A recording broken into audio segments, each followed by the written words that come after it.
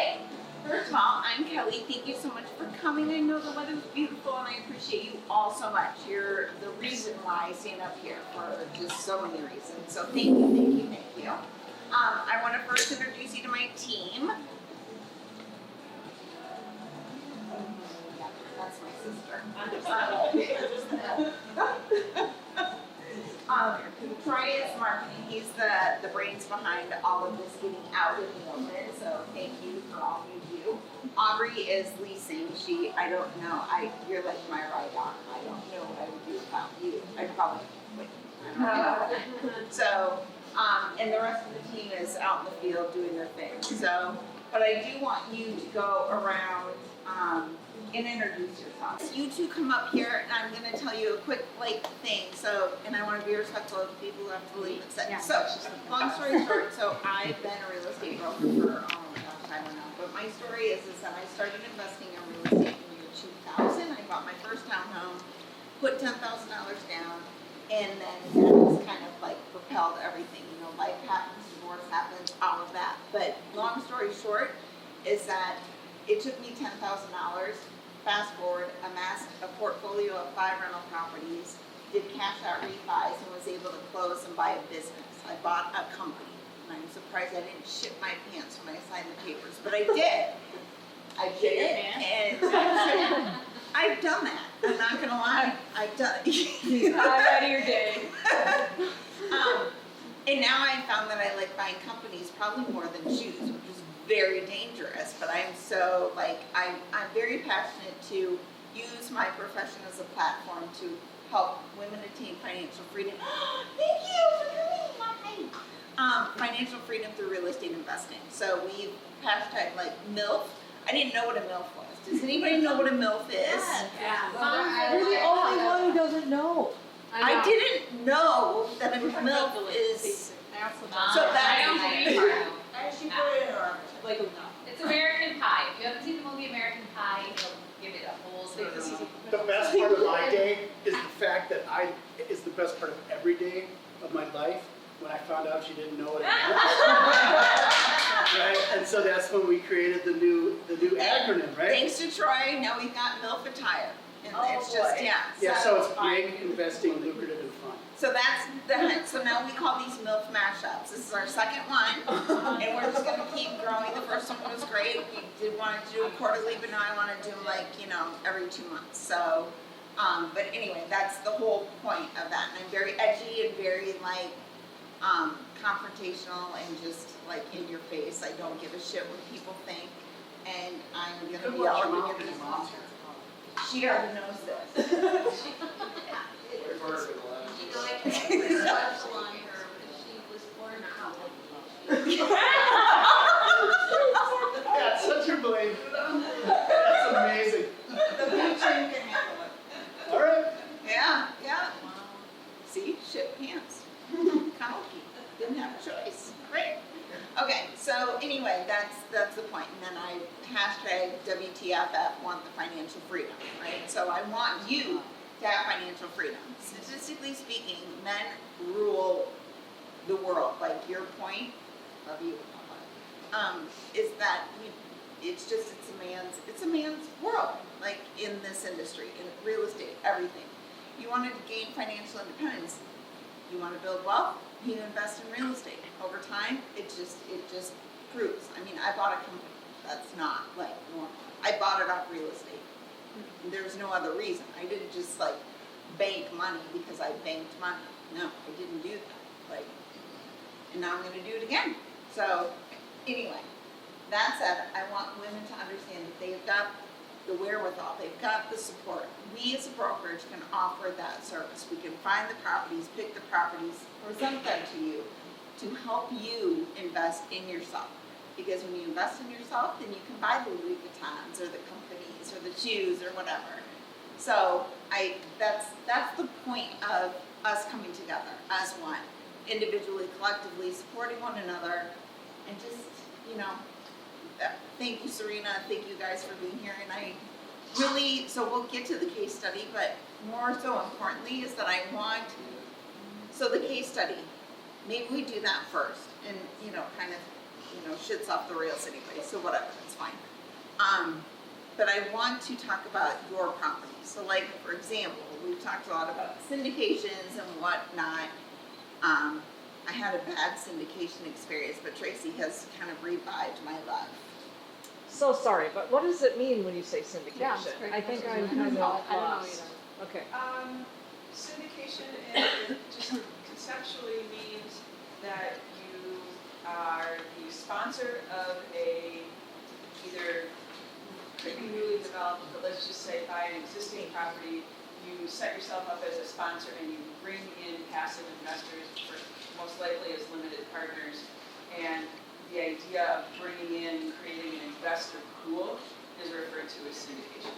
Oh, okay. So you may be the manager who's operating and responsible with the authority to make decisions. You have a series of people who are passively involved with you.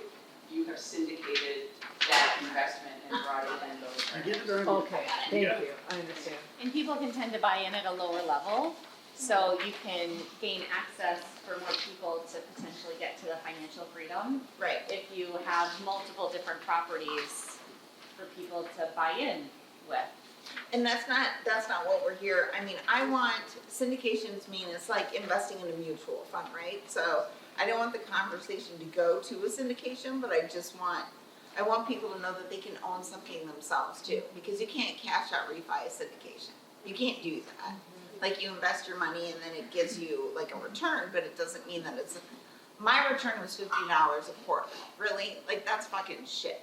Sorry. Well, it's a long-term hold, I think syndication is. Yeah, and I don't And people have might, one too. But It's a that was a particular bad. type of investment strategy, and it's typically not necessarily for people who are just getting started trying to figure out how does real estate operate and what are the nuts and bolts and trying to, Yeah. once you kind of understand and have some experience with it, then it becomes a strategy people tend to adapt, not typically out of the gate. yeah. So for purposes of that, that'll be another topic for another, and I think we'll just solely, and I probably am gonna bring you in on that, cause you literally like changed my mind. But for today, it's about individual properties. Like I want you to own the property, I want you to own the asset, and then I want you to capitalize. Ideal, income depreciation, equity appreciation, and leveraging that again and again and again. So, and then it's a domino effect that you can buy a company with if you want to. So, that in itself, you will have received a handout. Why don't you tell us about your Okay. central property? I'm gonna let you guys, read this, and I'll take my just few minutes of talking about it to mention something about this duplex, which you can see here. Right now it's zoned as a single-family home. If you're interested, Kelly can tell you more, I can tell you more at another time. It's in the process of being rezoned to a single-family dwelling with an accessory apartment. That means a multi-family home, which is great because it was built as a multi-family home with separate entrances, separate addresses, separate everything, okay? And yes, Kelly has feelings about me keeping the property. I have this little fantasy, this little dream, it's kind of emotional. I want to take all the money out of that, I want to, sell it, take the cash and buy something in Vermont as an investment property. You can read a lot about this opportunity here. I wanted to mention something because this is where this creative real estate comes into play, and a building like this, also having somebody like Kelly at your side, if you were the one that decided to do it, could come in handy because she thinks outside of the box, okay? I think having an agent is a fabulous thing when I am buying a piece of property. Love it. Because they work hard for me, they make sure I get what I want, they ask all the questions. As the seller, I have other feelings about that. I'm gonna do for sale by owner. For as much as I like realtors, I just need as much cash as I can get. And this is my first time in my life that I have been able to cash out something, to sell something, and go into another piece of property without a mortgage. She's got feelings about it, I just wanted to give it a try. But the only thing I really have to say about this that isn't on this paper is there's one scenario that I didn't mention here. and it's a big deal. It's this. You buy it, it's a side-by-side duplex, 2 bedrooms, 2 bathrooms, each unit, okay? The person who buys it would live in 1 unit. On the other unit, short-term rental. I have been an Airbnb participant as a host for many years now. I am telling you, you put that, a 2-bedroom, 2-bathroom unit near St. Catharines, McAllister, and the University of Minnesota. You put that up on Airbnb for $165, but if they stay for 7 nights, so you have to clean less, you'll drop it down to $150. If you can put, and she's going like this, like maybe you've seen this before, okay? Like maybe you've seen this before. If you could just get people in there 2/3 of the month, 20 out of 30 nights, I hope I hear from you soon. I'll call you tomorrow. Okay. I just like her dress. I know. At any rate. That's like if you really know Gina, you'll love her. At any rate, that's what I would do if I was gonna stay here, if I was gonna like do that building. Airbnb it, all you need to do is get somebody in there 2/3 of the month. Now you're gonna cash flow $3,000 from that side. That means if you can keep your mortgage plus taxes and insurance in the 2,000 range, it can be done depending on how much you put down and all this other stuff. That's where her formula comes in. That's why she's gonna talk me down from what I think I'm gonna get for it to a lot less so that it will work for her buyer, period, okay? It's unemotional. But a person could live for free, pay off their mortgage, pay off their taxes and insurance, and put up to $1,000 a month in their pocket if they go with the short-term rental model. I like it. I like the short-term rental model also because if my family comes for a visit, they don't have to stay in my apartment. Okay? That is not on this piece of paper, but with dealing with somebody like Kelly, of course you're going to get, I get creative. I'm all over the place with what would I do with this building now? And we wanted to share it as a case study. So the case study comes in is that I want her to keep it because it will to share, there's no mortgage on it. Nope. Right? So you're not utilizing the ideal philosophy of utilizing the equity. Because you could take that equity, cash out refi, get 80% of what it appraises for, and then take that money into Vermont. You may need, that's, and still capitalize on the cash flow. Because those units could rent for, 1,300 average per side, right? I'm getting 15. I know, but I'm saying conservatively speaking. Okay, conservatively speaking. Okay, Is that So- 15 long-term or short-term? Long term. yeah, so, yeah, and Airbnb is fine, it's totally fine. It works. But it does, yeah, and she's. Honestly, if I keep this building, that's how it has to be. I'm gonna put a long-term person, and Ideal Properties is probably going to manage this for me. I'm gonna put a long-term person in 1 unit, and I'm gonna Airbnb the other unit, and I'm taking the money. That's what I would do. Is there a scenario? That sounds like your best option, though. It's a very, very good option, and It's an extended. she's kind of like a drop of water that just keeps coming down. It's Eventually, like that annoying eventually she's gonna freaking, where you're like, what? And look, I'm a person that believes in divine timing, and it's just my thing. Right. If this building doesn't go in the next couple of months, I'm gonna take it as a sign that it's not supposed to. I'm gonna ask if I could take her to lunch. She's gonna sit here and explain to me exactly how to play the other way. I was just trying to avoid a mortgage in Vermont if at all possible, okay? But honestly, my goal is to buy a piece of property that generates $10,000 plus a month. I can do it. With short-term rentals, I know I can do it if I buy the right thing. The $2,000 or whatever it's gonna cost me to take a mortgage out on that building will be more than covered. I'm not afraid. I'm just being creative.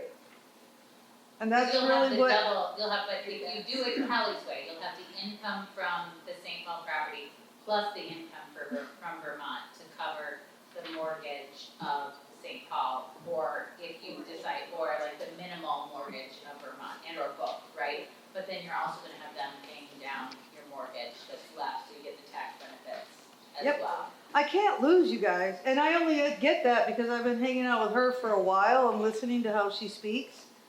It's really not about, it's just about picking the thing I want to do and being excited about it and making it fun. The opportunities are multiple. And she would never let me get involved in something that wasn't going to be fun and lucrative. Have you found the property that you want in Vermont yet? No, but boy, have I had to say no to a bunch of them because I didn't have the money yet. It's out there.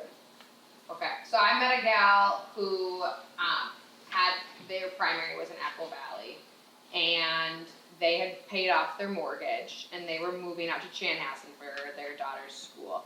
And they looked at selling their home in Apple Valley and taking that chunk of change and putting it as a down payment on their current house, their new house in Chanhassen, or renting out the house that they own free and clear, and their house renting out free and clear pays for their entire mortgage payment, cash flows their entire mortgage payment. It was gonna be more expensive for them to sell it, take the proceeds, use it as a down payment on their property in Chanhassen, and then they still have a mortgage on top of it. Now the difference is, I don't know what your financial situation is, but if you're able to find a way where you can build up some capital to use as a down payment on a property, you will have a mortgage there, but you effectively could still be paying no monthly costs on your mortgage in Vermont because this property here is straight up cash flowing it. And once you sell that, you don't have So she's coming to lunch too. Well, and here's the thing, you put women together like this, and I mean men too, but that's not what this is. Right. This is about us taking care of each other as women, okay? So these gatherings, we get to exchange knowledge. I'm not going to miss one. If I'm in town, I'm not going to miss one. And thank you, by the way. You are the, Serena, I manage her portfolio, but she's one of the less than one handful of women over the 25 years I've done this that has taken an active stance in securing investment properties. And then she's not using her husband or anything. She took the active stance as a woman independently to go out and amass a portfolio. So that's why she is. It's a lot less scary if I'm not alone. I got into the game with family. They helped me out. That didn't really work out. But I got to keep the knowledge and the properties. And so now I'd just rather be with like-minded others. Let's put it that way. I'd like to be with like-minded others. I'm interested not just in being schooled, but in exchanging information. There's a lot I don't know. But there's a lot I do know, Yes, So there is. So now, furthermore on the case study, let's just say, hypothetically, you've got a client that purchases this property. It's an independently owned one. You're going to own it. You need to put it in an LLC. Why? segue. All eyes are on you now. And you're going to need to get insurance. So let's talk about all of those things. Why? Why am we here? Well, I mean, generally speaking, right, if you start operating a business, you need to act like a business. You don't get to pretend like your life is part kids and pets and laundry, and renting properties, and it's like all the same, right? Those are different things. And, I think as women, we don't compartmentalize, right? We're much more holistic, right? We're trying to put all the pieces together, and our lives are very complicated. So it sort of just feels like this is me, I'm multifaceted. But when it comes to operating a business, you have, legally speaking, it is in your best interest to recognize that you are operating a business. So I'm a general practitioner. A lot of clients come to me through sort of with a estate planning door. They come to do an estate plan, and 10 or 15% of them own rental properties and are signing leases as themselves. And I'm like, you aren't renting that as yourself. You are running a business. You are generating income, you are creating risk and liability in your life. And when you sign those leases as a person, you are essentially putting your whole life on the block, sort of on the chopping block. And we just need to separate that. You form an LLC, it's cheap, it's easy, and instantaneously you form a dome, a protective dome over your business, over your rental property, and that keeps your personal home and your personal IRA and your personal college fund for your kids separate from that LLC. And you know, people will say, oh, we've had the same renters forever, they're lovely, they'll never sue us. And you know what? They're not gonna sue you to ruin you, but when they trip over the hose and they break their back and they can't work for the rest of their lives, they will sue you because that is the only choice they have. And they are gonna expect you to be insured and protected. And the way to do that is through an LLC. And there's sort of no reason not to. It's all win. Setting up an LLC takes about 20 minutes and $150.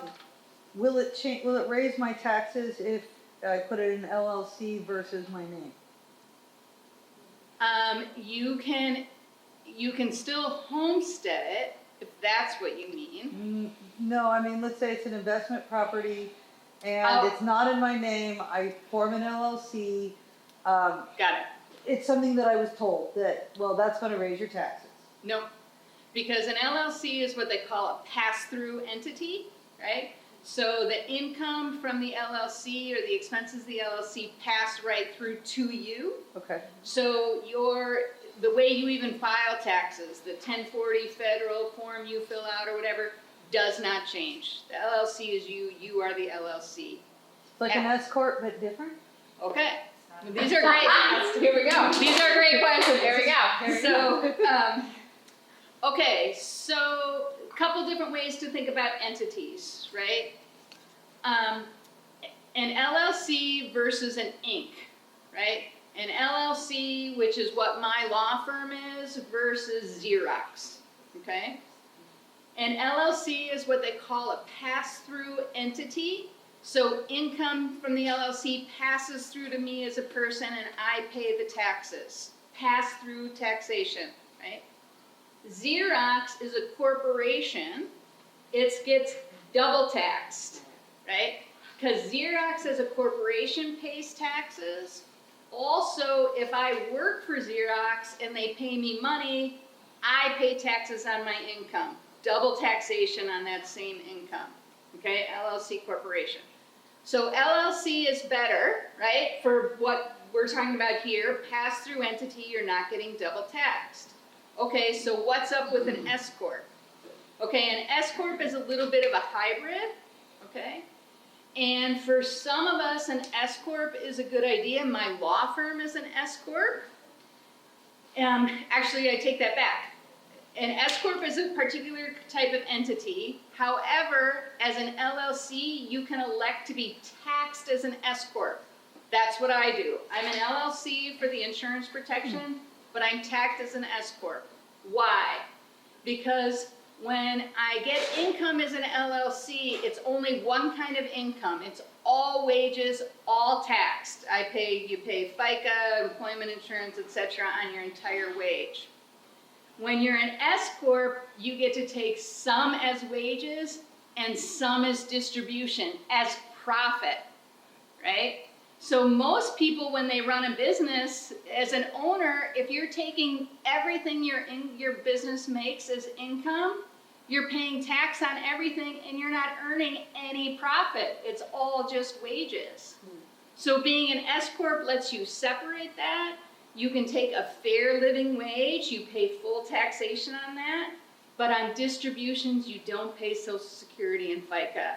So it lowers the taxes on your distributions on your profit by somewhere between 13 and 20% depending. So Be careful not to take less than what they consider a living wage. Yeah. Because Sure. the IRS really doesn't like that when No. you take more distributions than you take W-2 income. I found out the hard way, I got yelled at. And they just didn't like it, so you just gotta kind of balance it out, but it does work well. It does, yeah. So my brokerage is an S corp, but each individual rental property is an LLC because you still have to, so just, yep, and go. Could you say that you actually receive tax benefits of having an LLC because it's a business and you can write things off to that LLC? Whereas if it's your personal, so all of our clients we close our loans with LLCs, they can't do it without it. So my understanding was you have the rental property, you can write other things off. But if it's in your personal name, can you still do that even though it's an investment property? Does it have to be set up as an LLC? So that varies, and then we need an accountant up here on the panel. Generally speaking, when it comes to an LLC, it's not really a tax benefit because it's really just pass through. You are the entity is you. What it does is for $150, it gives you protection around being sued. That's the reason to do it. You are operating a business. And those of you that have LLCs, but then when you sign your own name, you just gave it away. If you have an LLC, you need to sign everything as Mary Pat Byrne, president of such and such. Otherwise, you're not really signing it as owner of LLC. I'm just signing it as Mary Pat. But so generally with an LLC, I wouldn't think of it either as a tax harm or a tax benefit. So But we bring in an It's accountant to really protection. parse that. It's So protection. I'm gonna sign my legal entity name in addition to my name, or just?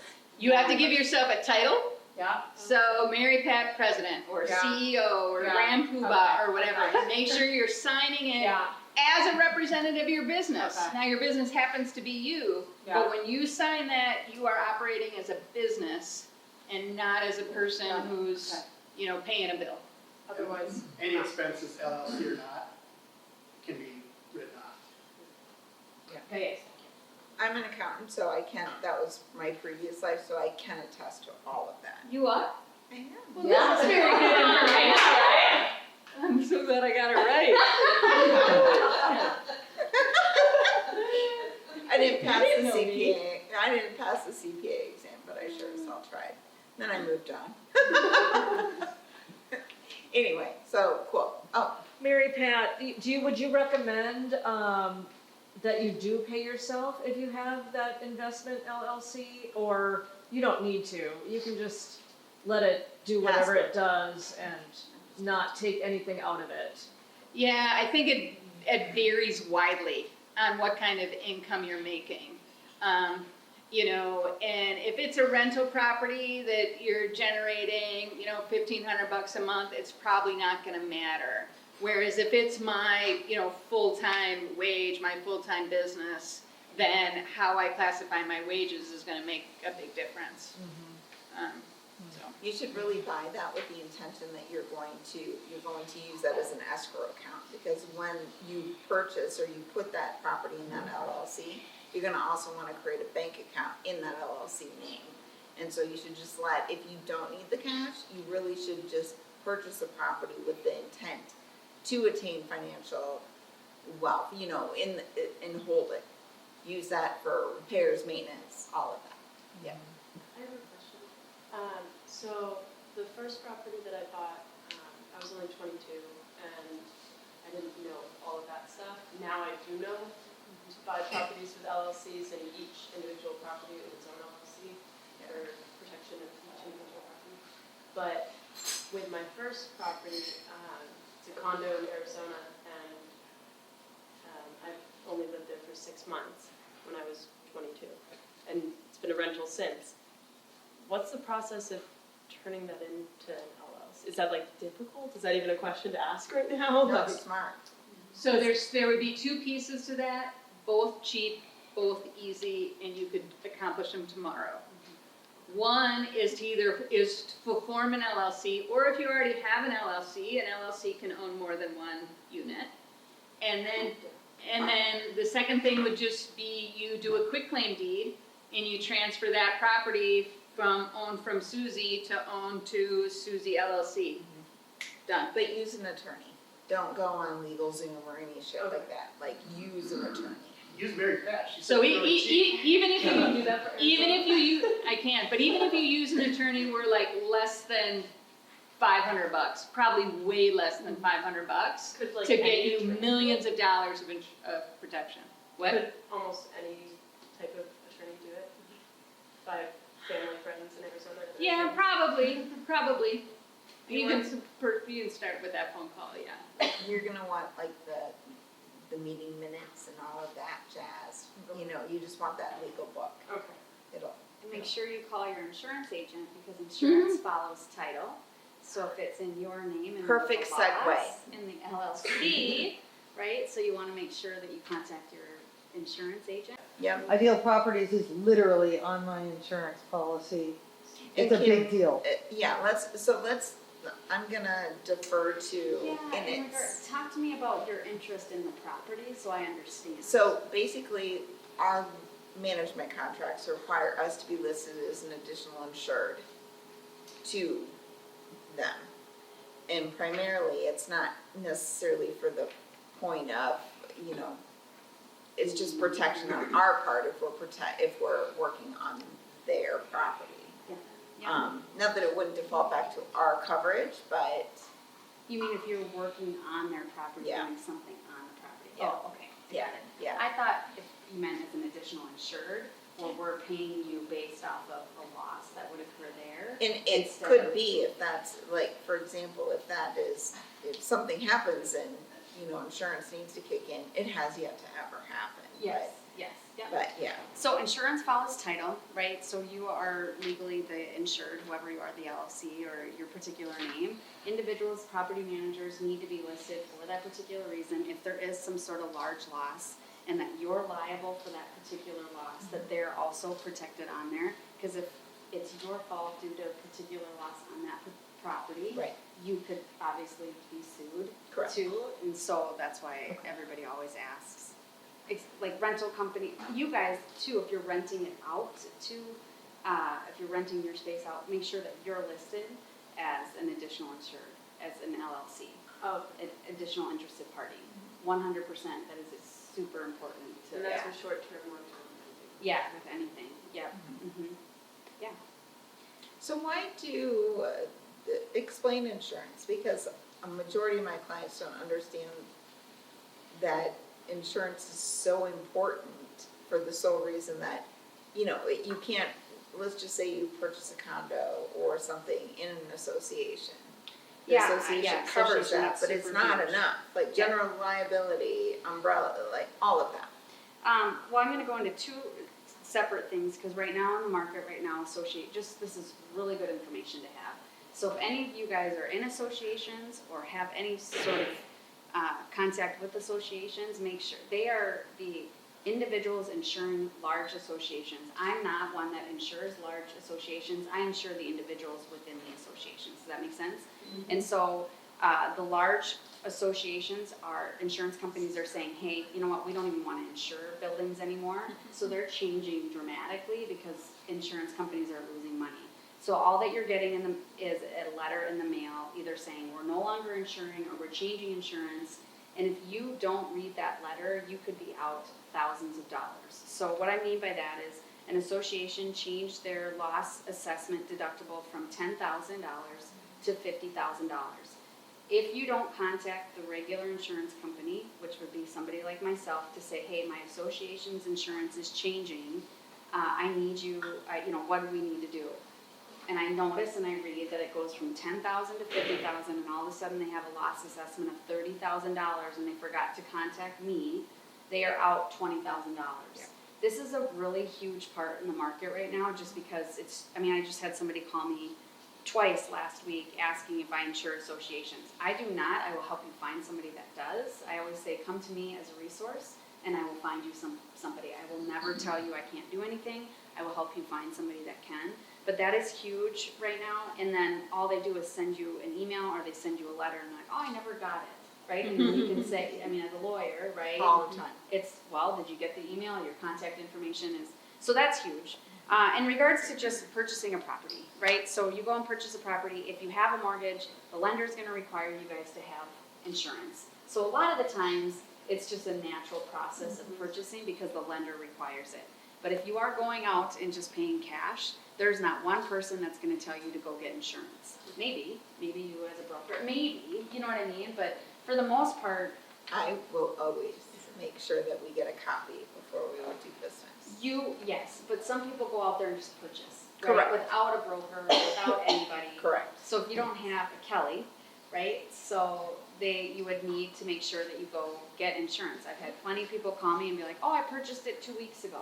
I'm like, oh my goodness, 2 weeks, what if there was a fire, right? So what if, so insurance, I mean, I'm assuming a lot of you guys know it's similar to car. Insurance is covering the property for perils. It's fairly easy in regards to that, but it can get sticky when it comes to people changing to LLCs, associations changing, laws changing, homestead, like all of that. So I always say stay really, really well connected with your insurance agent as you're moving and buying additional properties. Sometimes when you buy an additional property, you have to move complete companies.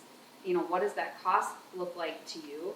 Because that particular company will no longer allow you to have a fifth property, right? So now you have to take all of that and take it to a different company, and now what is that cost gonna look like?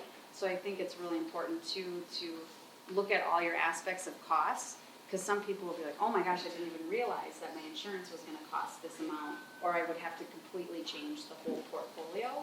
Right. That's really big too, like the more investments that you have, each company and more in today's market, based off of inflation and what we're dealing with, it's crazy actually. And you talk to an independent agent or a captive agent, and I'm a captive agent, they will tell you that they've never seen insurance the way that it is. Underwriting's getting very, very strict.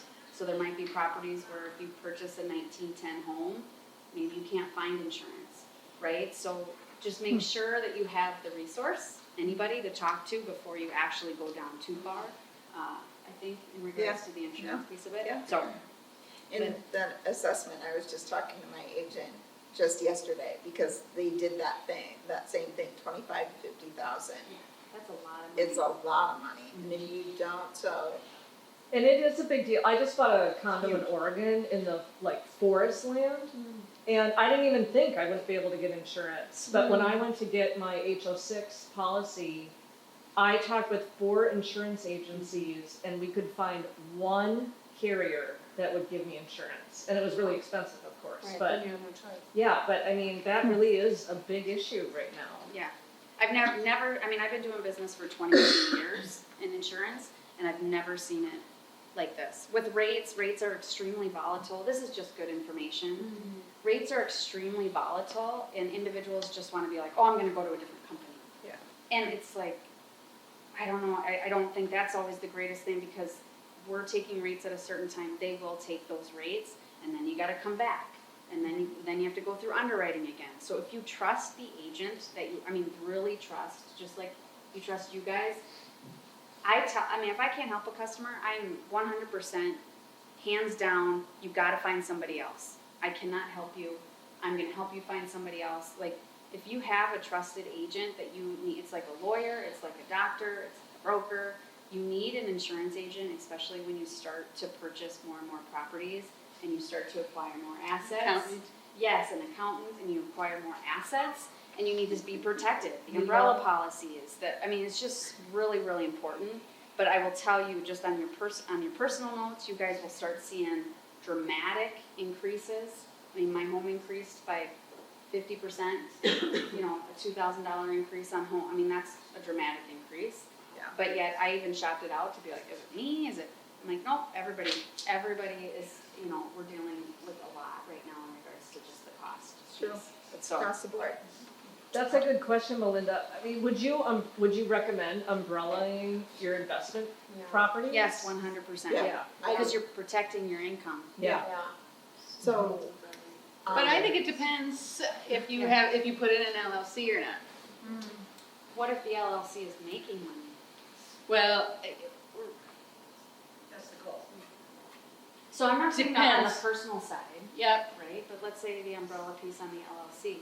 So, okay, so that's a great question. I get that, I deal with that with clients a lot, because they'll have a rental property, and I'll be like, you gotta put this in the LLC, and they'll be like, it's okay, I got an umbrella policy, it's like 3 million, I'm fine. No, it's not. I'm All like, the time. I'm like, well, that's $3 million more of coverage, or for $150, you can have unlimited coverage, right? So an LLC just protects, the only thing on the chopping block under the LLC is what the LLC owns.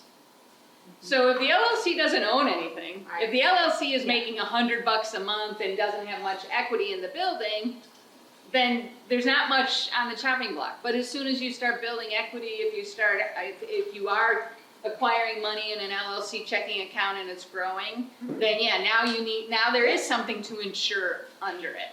Which is the goal, otherwise why are you doing it, you know?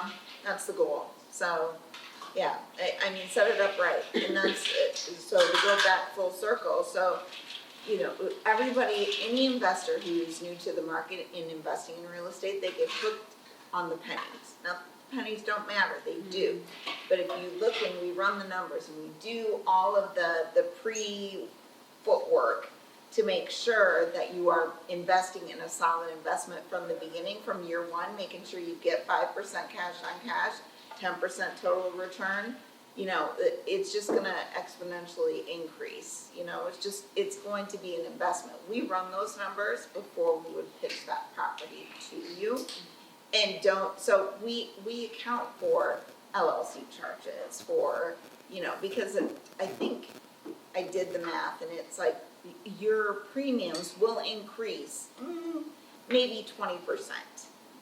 That's nothing on $1,000. Like, really, to protect you, it's okay. It's not much. So just so you know, like, it's that $100. Now again, this is where the silent cash comes in, right? So the depreciation in the ideal philosophy is that you get to write that off, right? So being an investor, you get to write off the depreciation. You're not gonna see the tax. You're not gonna see the cash flow, but you're gonna see the tax savings at the end of the year. So just keep that, and that's why we have a team, right? That's why you have a team, that's why you have a team. So you don't have to think about that. You know you're covered from the beginning. We come to you with the property, we set you up with a team, you're good. Manage it, maintain it in-house. It's a one-stop shop. That's the point of the ideal philosophy, so. What? It's 6:40. Okay, questions, comments, concerns, anything, people? What's my bottom end investment if I'm gonna work with you? Bottom end investment, Yeah. I'm gonna put that back on you, how much you Oh. got? I'm So not, let's say I don't know. 10,000, you got 10,000, I got plus, yeah, Okay. easy. so we're 20 gonna, to 50. great, okay, so then we look at that, we see what's on the market, the prices are just hellaciously crazy right now, but we look at that, we factor in the interest rates, run it through our calculator, and then we just make sure that it gets the return that we want you to have. So that could be, you know, investing in, or really if you, back in the good old days, you would spend no more than $150,000 on a townhome. I love townhomes at that time. Just because they're, you know, you can always know the appearance is going to stay clean and pristine. And I was all up in that business, you know, and I still have them, so it didn't not work out, but you've got $150,000, you can literally know that you're going to make $500 a month. That is going to far exceed the 5% cash on cash, because it's a 3-bedroom, 2-bath, $150,000, $1,500 a month over the 30-year fixed loan. You're golden. It's not the case today. We're looking at $200,000 plus 7% interest rates. It's great with the inflation.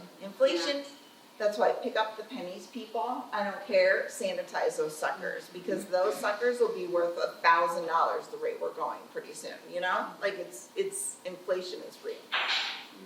Does that answer? Does it bug your team at Ideal if we say, hey, is this property a good investment? No. I love it. I love it.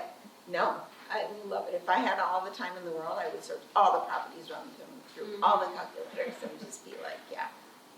Okay. No. Send them. What else?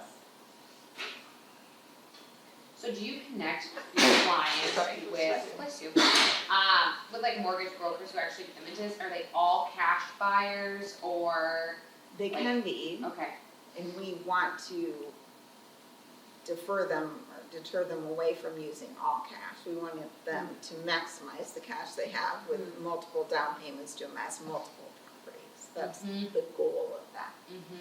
So, Okay. yeah. Yeah, and they've got 300,000. Okay, great. Let's break that down into 50s. Let's buy 5, you know, or 4. I'm not sure my accounting skills very Hence the exam. I have a question. It'll be for one of the two of you though. I cannot remember, it's called a something exchange, a 1080 or something exchange. 1031. What is it, 1031? Does anybody know what the rules are on that one? Yeah, What is it? you've got so you just have to invest it in a like-kind property, and it can't be like a commercial to a residential. It has to be residential to residential. You have to do it Or after commercial you to close. commercial? Commercial to commercial. Okay. Yeah, and then you have to use that. You only have a certain period of time to identify the asset, Uh-huh. and then to close on it after Do we have that. any idea what that period of time 90 is? days to identify it, and I think to close, it could be, Okay. we represented a buyer in that exact example, yeah. I It was heard 90 that days it goes identify to it. a lawyer or an agent, excuse me, but They it's gonna have be a to lawyer. legally have to have Yeah, the somebody money there. goes there at 90 days, and then I think, not even 90, it was like 6 weeks or something insane, was what somebody told me to identify the next investment. Like, I'll never sleep again, are you kidding me? That's really intense. That's why you usually know the property that you want before you do that. I got it, okay. Yeah. Yeah, but who wants to, I mean, I don't wanna pay all those capital gains, I mean, I wanna do that exchange, but that is definitely, It's Intense. trust me, you can probably fill out a form, whether it be a 1090, 1080, whatever the hell the IRS wants to call it, and you can extend that period. They'll give you grace, you just have to fill out a form, probably give them some money. Money, makes everything go away. And you have 250 grand right now of capital gains, right, that you don't have to exchange? Yeah, 500 total, or for a couple. I'm Yeah, sorry, would you whatever. repeat that? You only are paying taxes if your capital gains is in excess of $250,000. So if I sell my house tomorrow and my capital gains is 100,000, I can just put that in the bank. I don't need to pay taxes on that as a capital gain. I also don't need to invest it in a new property. So if I got 300,000, am I only concerned about 50,000 or the whole thing? I think 50. It's a delta. Is that Yeah. by state or across the board? Capital gains are pretty much across the board. Yeah, yep. But none of us are accountants. No. So check that out. The other thing that I recently learned about 1031s, I won't be able to articulate it perfectly well, but if you like house hack in a duplex and you live on one side, you do not get to 1031 the value of this portion that you, like, the side that you lived in. So it's only the side that was viewed as that investment. Good to know, good to know. Yeah, which, what you were talking about earlier is like house hacking. That's what, Well, yeah, All of if the I was people. homesteading the building we're talking about. Right. Which I'm not. So, but I am definitely not open to this whole capital gains, being taxed because I can't find a place to put my money fast enough. I'm just thinking about it, making me pretty nervous. Yeah, they but- changed when I was a kid, that was a big thing. If you sold a house, you had to buy a house. Mhm. That has changed now. Most regular people can sell their house and downsize if they want and not feel like they have to buy another house. Sure. People from California, when they moved here in the 80s, were like, holy shit, I need to buy 10 acres and plant it. Yeah. And it's not like that anymore. Yeah. What am I gonna do now? Yeah. Thank you. Uh-huh. I'm not sure if this is on subject, but when it comes to like the pros and cons of doing like a cash out refi to invest in more properties, I don't even know what question I'm trying to ask, but When does it make sense to do that? yeah, So, do you have a mortgage on it? yeah, Okay. What's the interest rate? 4.2. Okay, so you would have to look at that and see what you could get as a cash Well, out let's say refi. my Yeah. mortgage is 120,000 Yeah. and my place is appreciated, it's doubled in 4 years. Yeah, yeah. Then, so it's increased 175,000 in 3 years. That's awesome. Then, at that point, how does the cash, or, So they would appraise it, and they would take, depending on the lender or whomever it is, they would give you anywhere between 70 to 80%. now does it Of matter that. if I'm employed? Pardon? Like, I'm not employed, I don't work right now, so does No. it matter, does any of that have to do with anything Uh-uh. being approved or anything? No, because then what you would do is that, but we have to run the numbers to make sure, what are you going to do? Like, you're going to get that money, but then you have to factor that into economic conditions today, where you're going to put that. And then you're naturally going to have a bigger interest rate. Yeah, because of But- interest rates. But if you're going to capitalize on the investment and it's going to make the difference, and you're still gonna cash flow, it's still a win-win, because you're still, it's like, why wait to sell your property when it doesn't make sense? Oh, well, I'm not gonna buy some because the interest rates. Well, whatever you're not doing, it's still gonna be extrapolated into the next purchase regardless. Like, so we take, but yes, it would be a smart thing if you're, depending on your situation.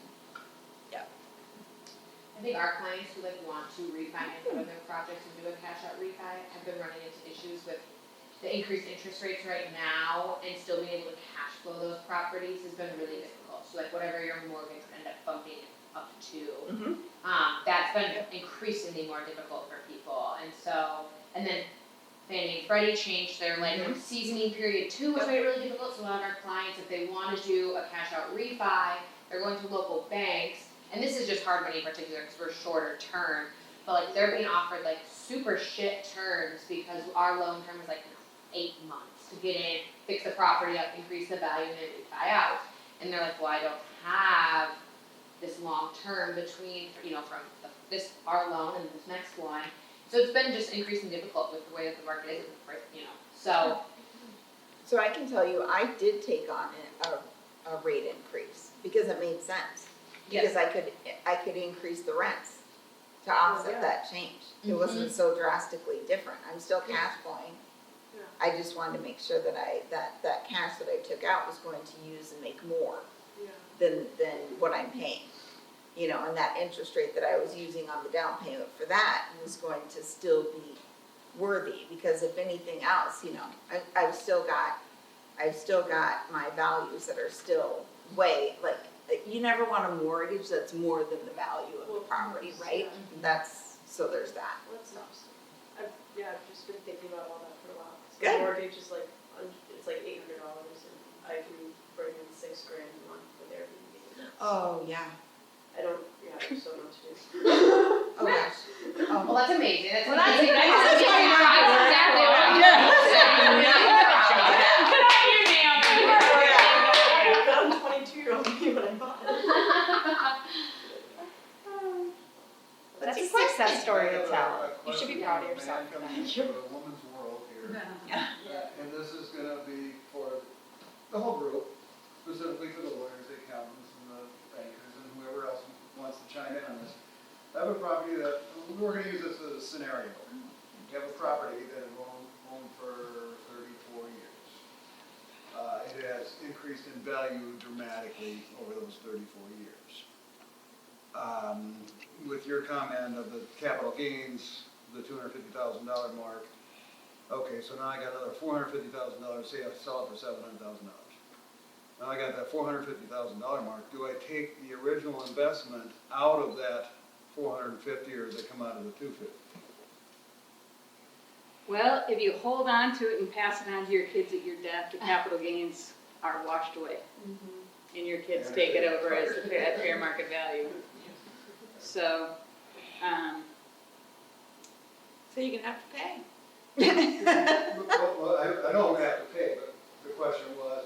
or you won't have to pay. The initial investment that I bought the property for 34 years ago, does that come out of that first 250, or can I take it out of the 450? That was the question. You're only gonna get taxed on the difference, on the gain. Right. Yeah, Right, but of the 250, okay, I'm tax-free on the first 250. yes, of that gain. I got 450,000 outstanding out here. Am I gonna pay the capital gains on the 450,000? Yes. Okay, and what is it, I know that rate varies, and there's been some adjustments this year. It's been as high as 28%, and I think is it in the 20% range now, or? I think it's almost 30, but I think it goes back to what then that will go back to what you make. Like that capital gains is going to be based off your income bracket. And as a couple, if you're a married couple, you have 500. 500, yeah. Yeah, But if you rent it and pass it at your death, then there's zero capital gains. put it in an LLC, cash flow. No, the kids inherited at the fair market value on the date of death. So terrible estate planning plan is to gift your kids a house before you die. Don't do it. Or to sell a house close to death to just kind of clean things up, or you think you're going to avoid Medicaid or something. It's not going to work, and you're potentially triggering taxes that would just literally evaporate.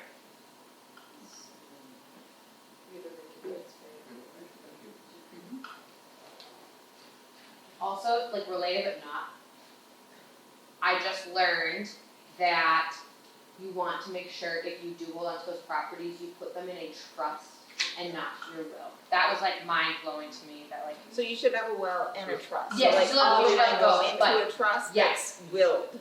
Yes. Will Yes, because Yeah. yes, exactly, and that was, it was just crazy to me that, That's why you got people. yeah, yeah. If you work at Transamerica when you're 20 and buy a property when you're 20, you learn all this weird shit. Yeah. Well, Back thank to you. your insurance expert. Okay, I have See if I can answer a it. variety, we have some businesses, we have some property or whatever. Is there such thing, and I have umbrellas, I have all that stuff. We have a lot of vehicles, a lot of buildings, and instead of a policy on every single one of them things, can we just do one policy that covers the whole 9 yards? We write one check every year. No. She's like, no. Nope. Even if the vehicles are titled in the name of the company?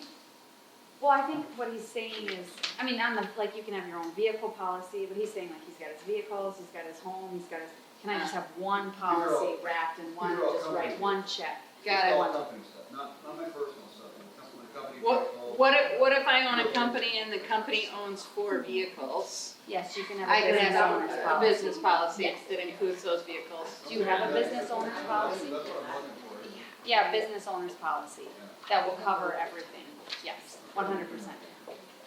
Okay. I'll give you And one. it takes one piece of paper to take your entire business and put it in your trust.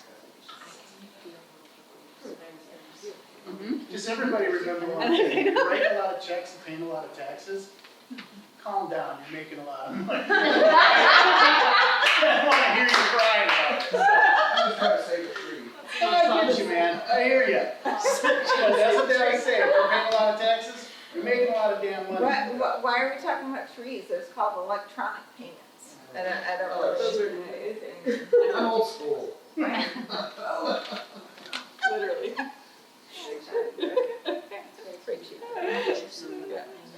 All right. All right, well, thank you. If there's anything else, otherwise go help yourself.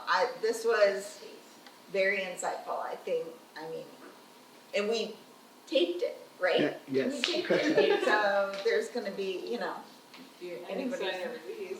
No, you did that. Now you will now. You did that on video. You guys, I think I'm just mad that there aren't more people here because and this is how I feel about experts like yourself. It's just annoying. Like, people don't have to, That's why we keep doing people it. just need to Spread the know. word, Right. because Get your knowledge shit is power. together. Yeah. Come Well, on. we've actually had a couple of requests to put this on Zoom going forward. I have a gal in northern Minnesota that wanted to be there. I also have a friend in Florida that wants to be the one to start Ideal Properties in Florida. And that's what prompted me asking if we could do that. And your answer to that, so it's on you, is to do that. Well, for this round, we wanted to do it where we record it and we can send out the link. Right. We can work on trying to get a Zoom version of it. Particularly for the woman in Florida that wants to maybe look at, can she, franchise this or however she wants to look at it. She can see the venue and understand what it is, right? It's hard to explain this venue to people because it's not a traditional panel. It's just, it's more of a, No, it's it's better. more, it's, yeah, it's Well, I more of told an her it interaction. was done in the style of a meet and greet, Yeah, and that pretty much covered it for her. So. yeah. And that really, but again, these two gals that I know, if they could have been in on the Q&A and done this on Zoom, that would be terrific. Yeah. And then I guess, I don't know if you want to open up all of Minnesota to you or whatever, but When we can open the world, I'm not shy. I think the more people that we bring in, the more knowledge we get to exchange. But this isn't my company, but that's how I would feel about it. Well, kind of is, because you kind of, You're I mean, no, but you contribute in more ways than one, you know what I mean, so. So anyway, thank you. Thanks, everyone. Thank you.